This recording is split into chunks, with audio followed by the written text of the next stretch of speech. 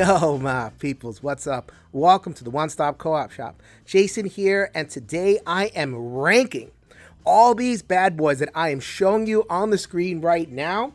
This is the entire Tiny Epic franchise that I am ranking.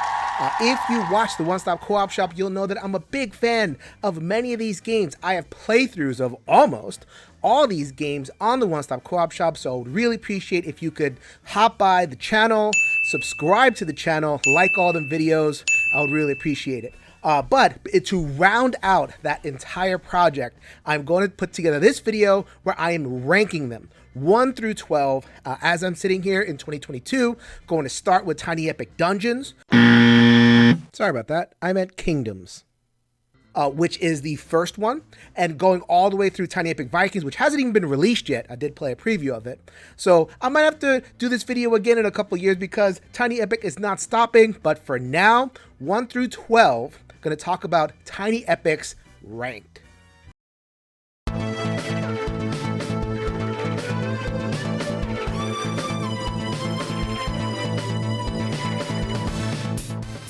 My number 12, unfortunately with a bullet, Tiny Epic Mechs. In this one, you are playing a pilot of a robot in a battle arena vying for supremacy. It is a programming game, which you're going to have a hand of cards with arrows and commands on them. You're going to be playing them face down and revealing them one by one, come what may. Along the way, you're going to gear up with items, eventually don your advanced mech suit, and claim territory. Most points wins. And at the end of the day, that is my main issue with Tiny Epic Mechs. The trappings, the theme, the incredible toy factor of this one with the suits and the weapons leads me to want this to be a more kinetic, action-filled game than it actually is. I found this one to be a lot more oriented around Euro-style resource management, swinging a sword, shooting a gun. Felt like managing limited resources rather than getting in and mixing it up. It definitely works as a programming game, so if that's your taste, then this might be a good one for you, but it fell short of expectation for me. In addition, I had difficulty with the solo mode. As you see, there's a huge amount of rulebook space dedicated to it. I didn't find running the bot smooth at all. I sincerely hope that no other Tiny Epic in the future comes in under Tiny Epic Mechs. A miss for me.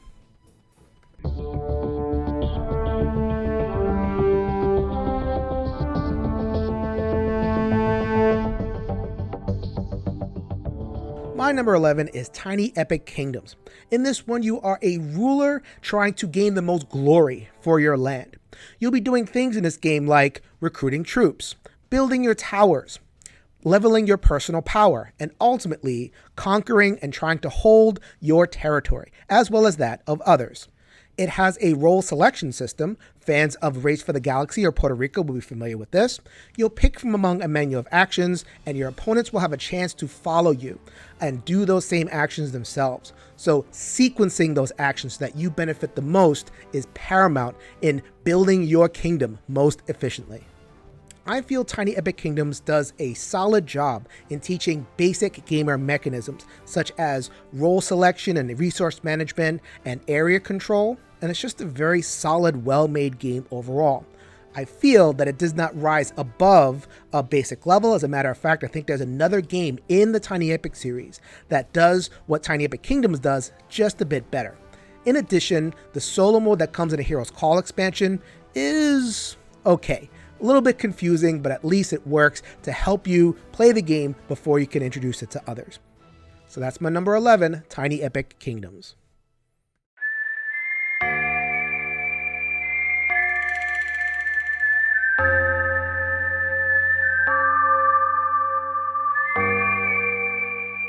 From here on in, these are all games that I've rated 7 or above, which means I'm happy to get to the table at any time.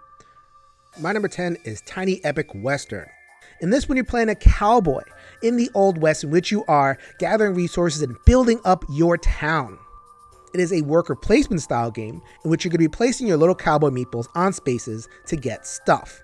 The two wrinkles here: number one, you have your opponents that could also occupy the same space. When they do, they initiate a dice duel for supremacy of that space. The second thing is that there is a mini game of poker that you can play in order to get additional resources at the spaces where you occupy. Now, the poker aspect sounds cool, but I didn't feel like it was integrated all that well. It didn't really feel like poker.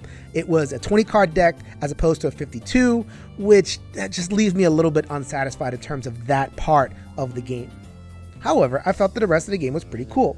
There's some thinky aspects where you need to see which buildings are right for you, managing their powers and making sure they score the most points possible. And also the dice dueling was really fun, rolling the dice, having the resource that you can get re-rolls. Do you want to play offense or defense? Those are really, really fun choices. In addition, I like the solo mode. It's simple. It does exactly what you want a solo mode to do. Get in your way without having to run a whole bunch of things. And if you play on the advanced levels, there's some good challenge there. So all in all, I'm very happy with the total package of Tiny Epic Western, my number 10.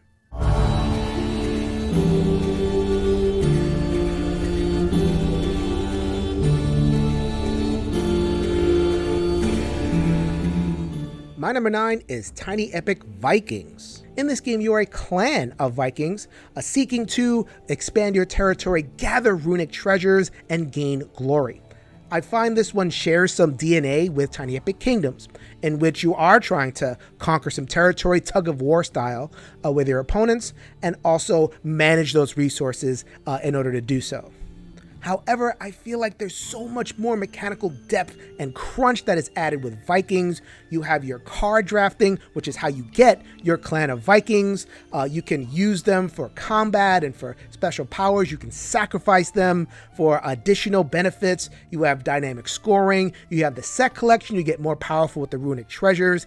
There is so much more going on with Vikings. You can definitely tell this is the 12th game in the line because of how much is packed into this package. Personally, I found myself getting a little bit lost with how much there is to think about, but that might be extremely enticing to the more mechanically inclined gamers out there. As of this recording, I have not played the solo mode. I only had access to the prototype, so I'm going to reserve judgment on the solo mode. However, for the overall gaming experience, I definitely think Tiny Epic Vikings has a lot to offer, especially in terms of its mechanical experience.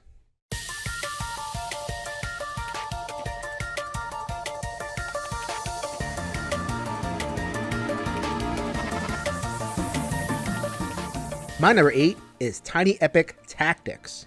This one evokes lots of old squad-based video games like Final Fantasy Tactics. Any game in which you're playing a commander of unique heroes trying to accomplish goals on a field with grid map and different types of terrain. There's a competitive mode where you're competing against another squadron trying to capture territories, capture the flag style, or you can play the solo and cooperative modes where you're adventuring and trying to find treasure against an automated opponent. Best thing that Tiny Epic Tactics does is gives you that feeling of, I love it when a plan comes together, where you can coordinate the powers of all your heroes, the melee fighter and the weak but powerful mage who needs to be in the back, and the archer and the barbarian, where you can get all that working together to accomplish some kind of objective. It feels extremely satisfying, having built it up over multiple turns, reacted to your opponents, etc. My one hesitation with this game is that I find that there's a lot of little rules crunch. When I went back into the Tiny Epic series, I had the hardest time relearning this one. So the game wants to encourage you to use all your heroes, so there's a weakness mechanism, there's limitations on movement, so remembering all that can be a little bit of a chore. And also, and this is a common complaint about a lot of Tiny Epic games, there's a lot of different characters, with a lot of rules exceptions. Sometimes the proper resolution isn't quite apparent. But if you're able to overcome those barriers, there's a lot of fun here. My particular favorite way to play, no surprises here, the solo and cooperative modes, very well executed. Going into the terrain pieces, turning them around, navigating all the terrain, making sure you have the proper character to get in there. All of that is really, really fun. So when I'm in the mood to upload those rules again, I'm more than happy to get Tiny Epic Tactics to the table.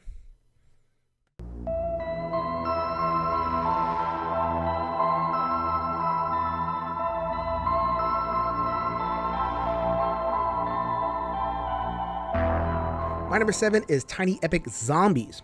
This one is a survival game in which you are playing regular people who are caught in a shopping mall during the zombie apocalypse.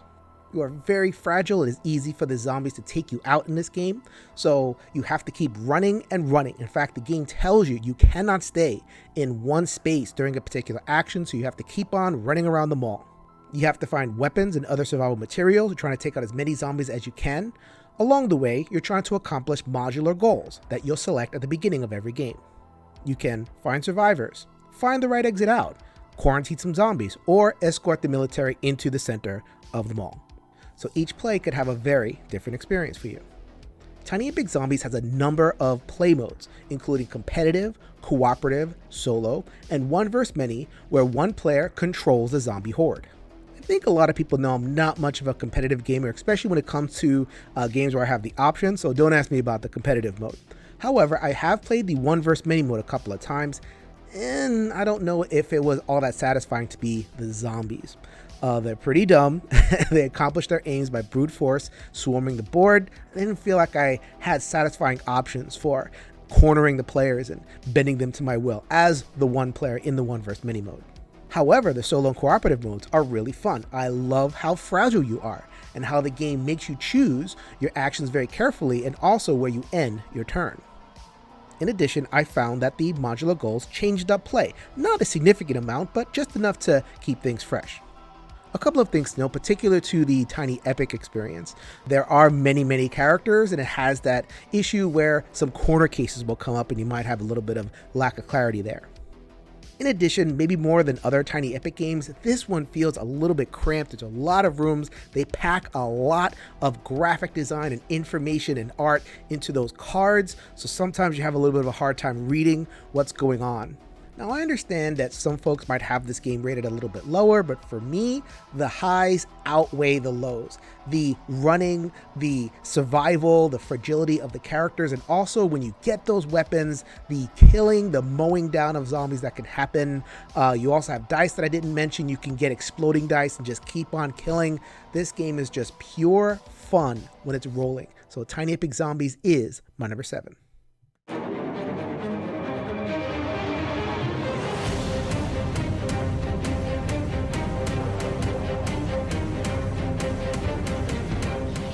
My number 6 is Tiny Epic Dungeons. I can tell how popular this game is from the video that Colin put up on the One Stop Co-op Shop. Good gracious, how many views is that getting? This one's as straightforward as you can possibly get. You're a team of adventurers and you're delving into the dungeons and getting loots and defeating the big bad. Only you're doing it Tiny Epic style. So I have 2 difficult issues with this game and 3 positive things to say. First of all, the symbology. Every Tiny Epic game has to contend with the issue of how much to cram into that little box, and it does so in different ways. Tiny Epic Dungeons decides to just load you up with symbols, so much so that you have to go on the website to get a multi-page PDF document to explain all the symbols on the character sheets and the items. It is quite overwhelming. The learning curve for this game is quite high. My second issue is sometimes can get a little bit grindy as you go through the dungeon. The goblins just kind of come out like Pez dispensers. I understand why they're there, but I think that could have been implemented another way as well. So let's get to the positives. The map layout, the sense of exploration of the dungeon, the way that as you lay the dungeon out, it creates a movement puzzle so that you have to get to know the dungeon and know where all the corners are and move through enemies and traps and such. That is really cool. The second is, along with the dungeon growing, you're personally growing in power. You definitely feel much different, much more powerful at the end of a game than you did at the beginning, which is what you want in a dungeon crawler. Finally, the climax, the villains are very cool. I will leave people to discover those for themselves, but I can say that you're in for a treat when you finish that dungeon and head towards the boss. So I think the peoples have great taste. Tiny Epic Dungeon is a very good game that I'm happy to recommend as my number 6.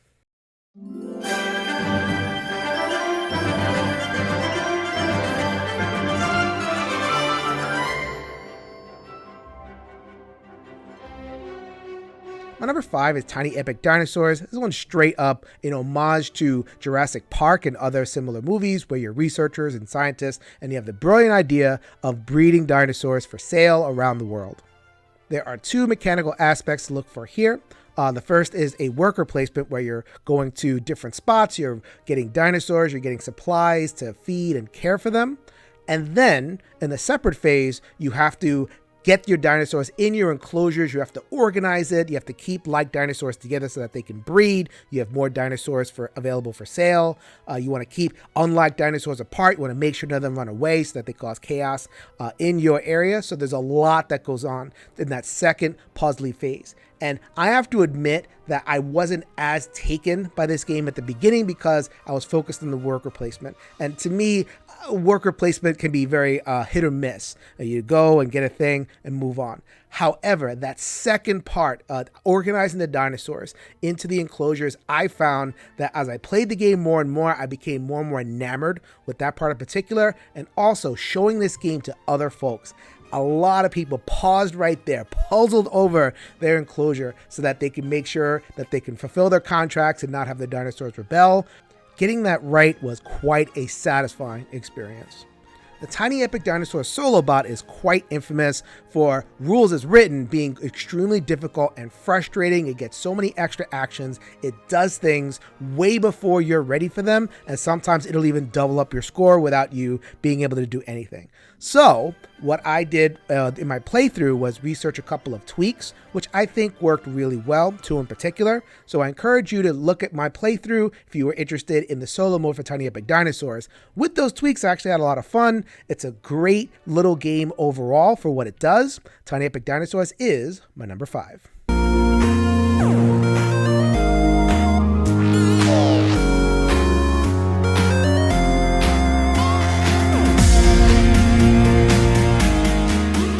My number 4 is Tiny Epic Quest. In this one, you play as a team of adventurers in a land that has been sundered by some kind of magical catastrophe. You go around, complete quests, gather items, and grow in magical power in your quest to heal the land.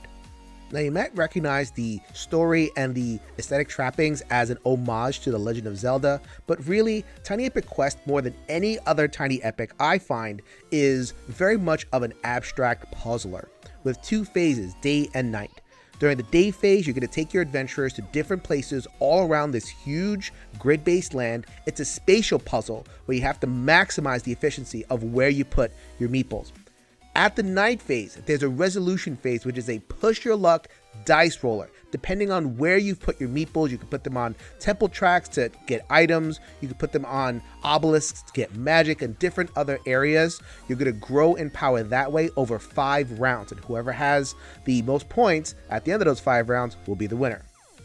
I have ranked Tiny Epic Quest so high to my number 4 because of its solo play. I actually do not enjoy playing this one multiplayer.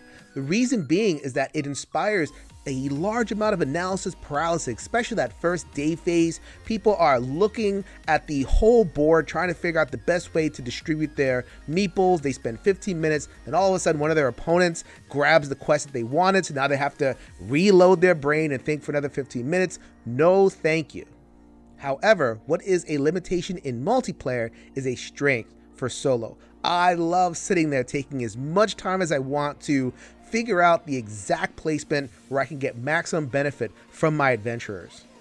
It may sound strange for such a puzzly game to culminate in a series of dice rolls. However, it gives you a lot of resources to overcome them. You can use those resources, the magic, the health that you've gathered, as ways to mitigate the rolls, as well as those very adorable item meeples, which are basically 12 ways to mitigate the dice rolling and enable that positional play. I love this game. Solo continues to be not only one of my favorite Tiny Epic games, but one of my favorite solo games, period. Tiny Epic Quest is my number 4.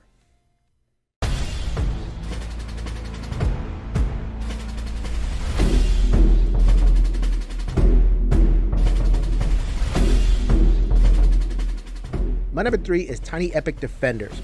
Now, in a game like Tiny Epic Dungeons, you're playing offense. As adventurers, you're going into the monster's lair, killing as many as you can, and taking their stuff. In Defenders, the script has been flipped. Now you're trying to safeguard your capital city against their deadly assaults. In this one, health is the name of the game. If you're healthy, get out to those outer lands and defend against the enemy deck as well as you can. If you're not healthy, then retreat into the capital city and lick those wounds and pray that the enemy deck doesn't do too much damage while you're gone. Along the way, you're going to defeat dire enemies. The dire enemies drop artifacts that you can use to power up your character, all culminating in a showdown against the big bad. I love the cooperative nature of this one. I love the push and pull between staying as healthy as possible to stay out as long as possible so that you're not caught in that capital city too long. One of the biggest frustrations that folks have with the base game is the variable turn order. Those cards might come out of the enemy deck at a time where there's not much to do, and then you're just watching the enemy pummel your outer regions. So the turn order deck creates excitement, but a little bit of frustration as well. I find that is mitigated wholly with the Dark War expansion. I personally will not play Tiny Epic Defenders without the Dark War expansion unless I have brand new players. With the Dark War, you have plenty to do on your turn. You have extra skills, extra items, extra ways to deal with that swinginess, which I think is perfect. Tiny Epic Defenders is my number 3. I'll be playing this for a very long time.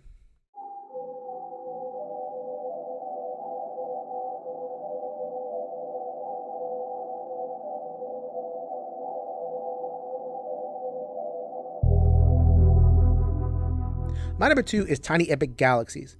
Now, if you know my other content, you know I'm not the biggest fan of colonization games. However, in this one, you are a spacefaring federation piloting rocket ships to the outer reaches of space and colonizing empty planets for the sake of improving and expanding your empire. Sign me up. The genius of this one is the dice action system. At the beginning of your turn, you're going to roll those dice and program them to take actions. You can fly to different planets. You can advance your plane on the colonization tracks. You can gather necessary resources like energy and culture, and also take special actions to upgrade your empire and exert your power.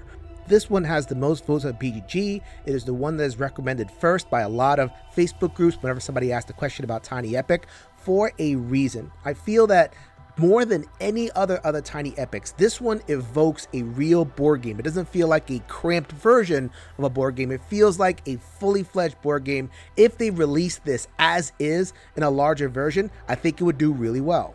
And if I'm teaching new players, then I'm grabbing this one first. I find this is the easiest to teach. The dice action system is very evocative. People understand what's going on. And there's a lot of strategic depth here, so you can win different ways. There's so much to like about Tiny Epic Galaxies. The solo mode in this one is quite solid. There's different levels of difficulty, so if you just want to learn the game, or if you want a real challenge to outrace the bot as they take away your resources in every single turn, then that is available to you. Tiny Epic Galaxies, probably more than any other of the Tiny Epics, is the complete package as a board game with a lot to offer to different audiences, and for that reason, it's my number 2.